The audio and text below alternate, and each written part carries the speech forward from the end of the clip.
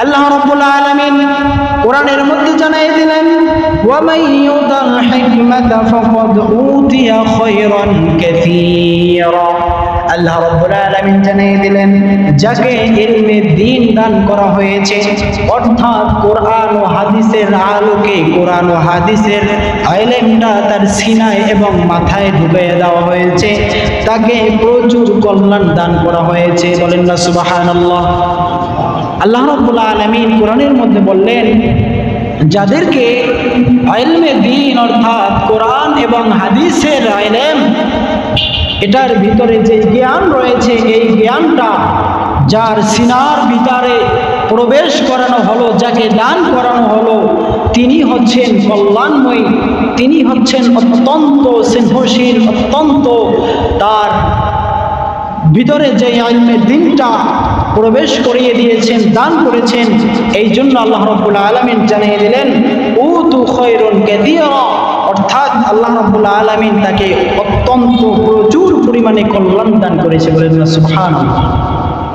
এরপরে আবার যদি আমরা অন্য একটা আয়াতের দিকে লক্ষ্য করি, তাহলে দেখতে পারবেন আল্লাহ রাব্বুল আলামিন জানিয়ে দিলেন, ওয়া ইয়ারফাউল্লাহুল্লাযীনা আমানু মিনকুম ওয়াল্লাযীনা উতুল ইলমা দারাজাত।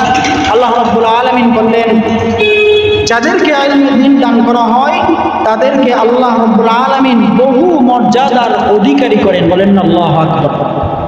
যাদেরকে ইলমে দ্বীন দান করা হয় তাদেরকে অনেক অনেক মর্যাদা দান করা হয়। দেখেন, সাধারণত এটা আমরা সকলেই দেখতে পাই, যারা আমরা মাদ্রাসা ইলমে দ্বীনের উদ্দেশ্যে, ইলমে দ্বীন খোঁজার উদ্দেশ্যে বের হই, তলবে ইলম অর্থাৎ ইলম অন্বেষণকারী, এরা সাধারণত দুনিয়ার সমস্ত চিন্তা চেতনা, দুনিয়ার মায়া মহব্বত ত্যাগ করে তারা একমাত্র আল্লাহর দ্বীন অন্বেষণ করার জন্যই তারা খুঁজে বের হচ্ছে।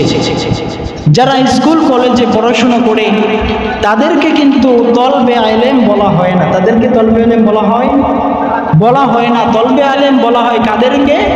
যারা মাদ্রাসায় পড়াশোনা করে এদেরকেই তলবে ইলম বলা হয়। অর্থাৎ তলব অন্বেষণ করা, ইলম তলব অর্থাৎ ইলমকে যে অন্বেষণ করে।